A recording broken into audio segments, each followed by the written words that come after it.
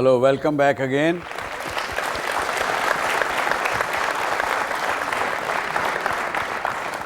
आप जो अपने घर में बैठकर मुझे देख रहे हैं, इस शो को देख रहे हैं, आप सबका भी वापस स्वागत। आई होप आप में से बहुत से लोग भी बिज़नेस करना चाहते होंगे या कर रहे होंगे। अभी ये ब्रेक से पहले की बातें आपकी कुछ काम आएंगी, मेरा ऐसा विश्वास है।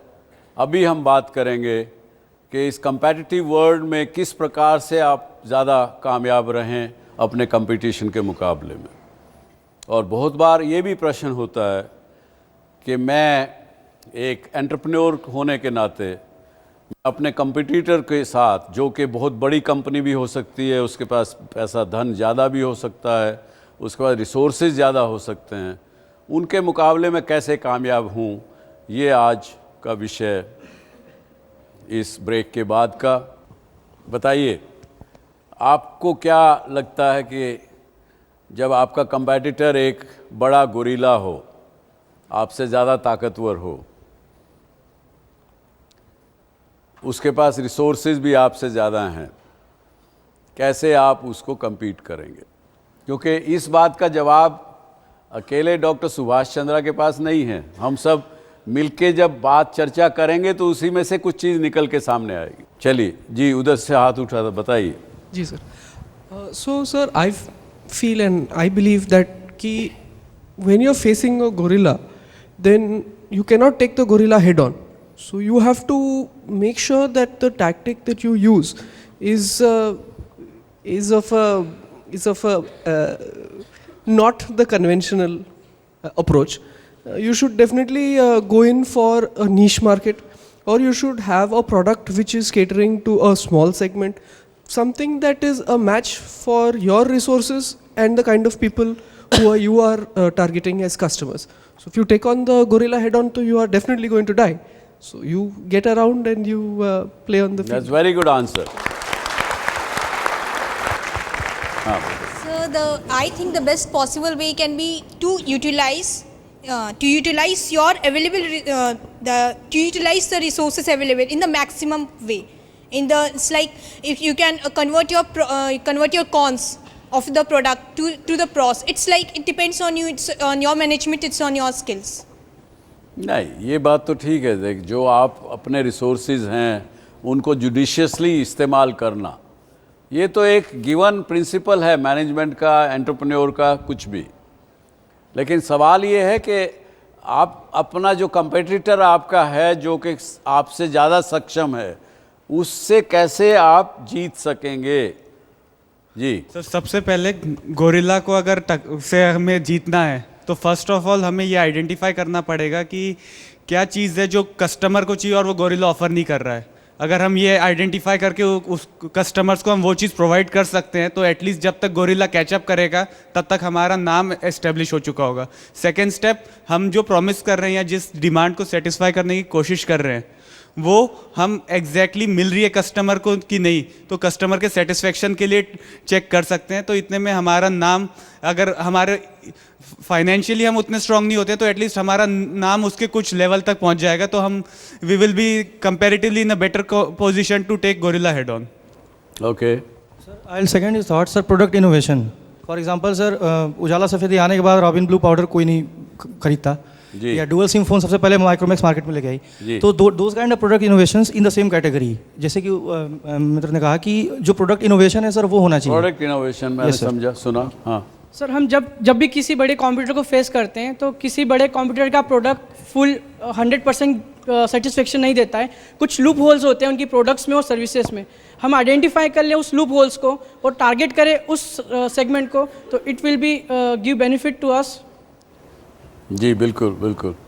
Try to make use of that gorilla. If I am owning a shop and some big bazaar is coming near my shop, the thing is, if I am competing with my own products, the usual stationery products, it won't be worthy. So if I am starting some small sweets and all, I'll be getting a huge market. If I am using that gorilla in my own way, it will be profitable for me. Good, good. That's also good. Yeah. So I would like to add a perspective on this. Like, first of all, you are an underdog and you are going against a gorilla. Or else you are a gorilla going against a gorilla who is actually existing in that market. Like IBM went for Xerox in Office copiers but could not defeat it. So playing with the marketing mix with the 4 Ps, either you shape your product in a way which relates to your USP. Then you can be a gorilla and go against them. And if you are an underdog, like Nirma was in case with Surf Excel, then you can play with the price and then take them on.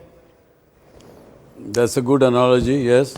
Sir, I think promoting your product, if you are facing a gorilla, will be a big problem for you.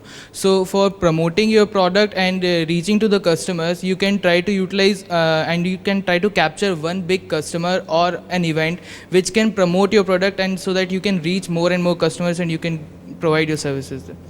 Ji, very good. So to deal with the big players, aggressive strategy is needed. Since the big players have more presence in the market, they can't do door-to-door marketing, but a small player can. So using that technique of having the door-to-door marketing, one can... So you are saying that let me analyze and assess कि मेरे कंपैटिटर की जो मेरे से ज़्यादा शक्तिशाली है उसकी वीकनेस क्या है, उनको मैं पहचानूं, उनको समझूं और अपनी स्ट्रैटेजी उस प्रकार से बना के अपना बिजनेस करूं. ये आप लोग आर्टिकुलेट नहीं कर पाए इस ढंग से, लेकिन this is what you meant कि उस आपने भी जो कहना चाहते थे, मैं समझता हूं कि अगर ये समझें कि उसकी वीकनेसेस क्या हैं, हर बिजनेस की, हर आदमी की, हर संस्थान की कुछ ना कुछ स्ट्रेंथ होती है, कुछ वीकनेस होती है. उन वीकनेस को आइडेंटिफाई करें, अपना जो आपका जो स्ट्रैटेजी है आप उस ढंग से बनाएं, जो वो नहीं कर सकते वो आप कर सकते. क्योंकि मैंने आपको पिछले कई सेशन में बताया कि हमने एक पॉलिसी बनाई कि जिस बिज़नेस में अगर हम या तो नंबर 1 ना हो या स्ट्रॉन्ग नंबर 2 ना हो तो हम उससे निकलने का प्रयास करते हैं. क्यों? क्योंकि एक समय के बाद आपकी संस्था ज़्यादा बड़ी हो जाती है, आप ज़्यादा ब्यूरोक्रेटिक हो जाते हैं, आपका रिएक्शन टाइम ज़्यादा होने लगता है. जबकि एक नया एंटरप्रेन्योर छोटी ऑर्गेनाइजेशन लेके 2-4 लोग मिलके कुछ भी डिसरप्शन क्रिएट कर सकते हैं. तीसरी बात आती है disruption. How do you create disruption in your existing, in any product category, in any business. आप डिसरप्शन किस प्रकार से क्रिएट करें.